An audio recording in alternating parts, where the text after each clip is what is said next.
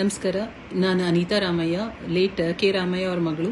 ನಮ್ಮ ತಂದೆ Saraswati Nagar Anjaneya Swamy temple president. ಮತ್ತು ಸರಸ್ವತಿ ನಗರ್ನಲ್ಲಿ ಬೇಕಾದಷ್ಟು ಸಹಾಯನೂ ಮಾಡಿದ್ದಾರೆ. ಮತ್ತು police station, Govindarajanagar police station setup ಮಾಡೋಕ್ಕೂ ಹೆಲ್ಪ್ ಮಾಡಿದ್ದಾರೆ.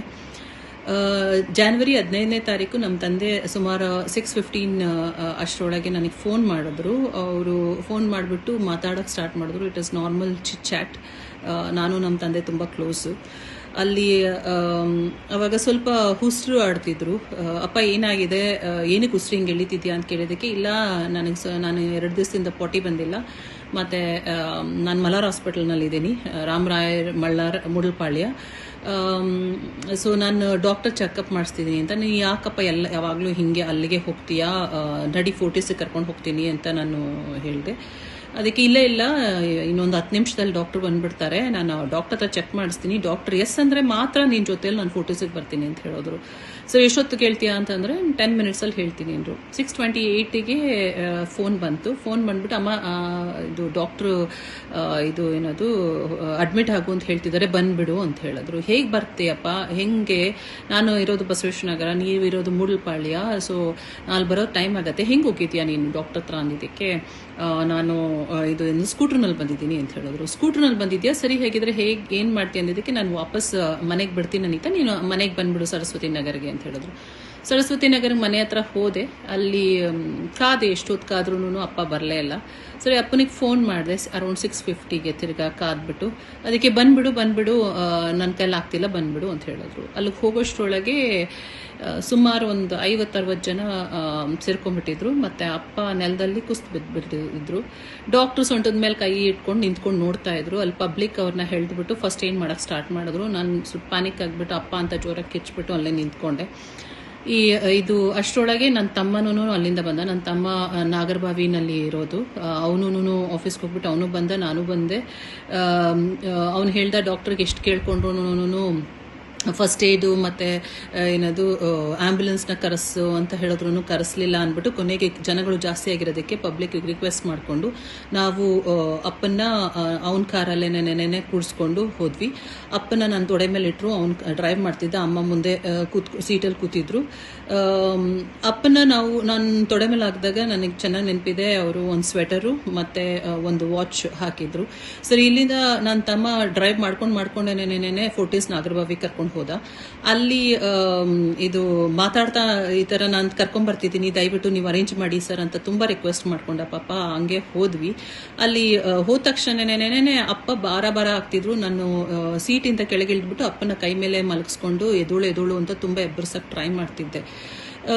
ಇಬ್ಬರು ಸೆಕ್ಯೂರಿಟಿ ಸಪೋರ್ಟ್ ಸ್ಟಾಫ್ ಸೀಟ್ ಮೇಲೆ ಜಂಪ್ ಮಾಡಿ ಅಪ್ಪನ್ನ ಹೇಳಿದ್ಬಿಟ್ಟು ಎಮರ್ಜೆನ್ಸಿ ವಾರ್ಡ್ಗೆ ಕರ್ಕೊಂಡು ಹೋದ್ರು. ಎಮರ್ಜೆನ್ಸಿ ವಾರ್ಡ್ಗೆ ಕರ್ಕೊಂಡು ಹೋದ್ಮೇಲೆ ಅಲ್ಲಿ ನ್ಯಾಚುರಲ್ ಪ್ರಾಸೆಸ್ ಫಸ್ಟ್ ಏಡ್ ಕೊಡಕ್ಕೆ ಟ್ರೈ ಮಾಡೋದಕ್ಕೆ ಎಲ್ಲ ಅಪ್ಪಂದು ಬಿಲಾಂಗಿಂಗ್ಸ್ ಎಲ್ಲ ತೆಗೆದ್ಬಿಟ್ಟು ಎಲ್ಲ ಮಾಡಿದ್ದಾರೆ. ಇದಾದ್ಮೇಲೆ ಜಾನ್ವರಿ 15ನೇ ತಾರೀಕು ಅಪ್ಪ ತೀರೋಗಿದ್ದು. ಜಾನ್ವರಿ 22ನೇ ತಾರೀಕಿಗೆ ನಾನು ಹೋಗ್ಬಿಟ್ಟು ಅಷ್ಟರೊಳಗೆ ನಮ್ಗೆ ಗೊತ್ತಾಗ್ಬಿಡ್ತು ಈ ಥರ ವಾಚು ಮತ್ತು ಸ್ವೆಟ್ರು ಎರಡೂ ಇಲ್ಲ ಅಂತ. ಸೊ 22ನೇ ತಾರೀಕು ಹೋಗ್ಬಿಟ್ಟು ನಾನು ಗೋವಿಂದರಾಜನಗರ್ ಪೊಲೀಸ್ ಸ್ಟೇಷನ್, ಅಪ್ಪ ಸೆಟಪ್ ಮಾಡಿದ ಪೊಲೀಸ್ ಸ್ಟೇಷನ್ಗೆ ಅಲ್ಲಿಗೆ ಹೋಗ್ಬಿಟ್ಟು ಈ ಥರ ಕಂಪ್ಲೇಂಟ್ ರಿಜಿಸ್ಟರ್ ಮಾಡ್ಕೊಳ್ಳಿ, ಈ ಥರ ವಾಚು ಮತ್ತು ಸ್ವೆಟ್ರು ಎಲ್ಲ ಎರಡೂ ಇರಲಿ ಅಂದಿದ್ದಕ್ಕೆ, ಆಯಿತು ರಿಜಿಸ್ಟರ್ ಮಾಡಿಸ್ಕೊಳ್ತೀವಿ ಅಂದ್ಬಿಟ್ಟು ನಮ್ಮ ಕೈಲಿ ಬರ್ಸ್ಕೊಂಡ್ರು. Yes, I am educated, but ನಾನು ಪೊಲೀಸ್ ಏನು ಹೇಳಿದ್ರು ಅದನ್ನು ಮಾಡೋಕ್ಕೆ ಹೋದೆ. ಆಮೇಲೆ ಮಾರ್ಚ್ 10ನೇ ತಾರೀಕು ನನಗೆ ಮೆಸೇಜ್ ಬಂತು, ಈ ಥರ ಕ್ಲೋಸ್ ಆಗಿದೆ ಅಂತ.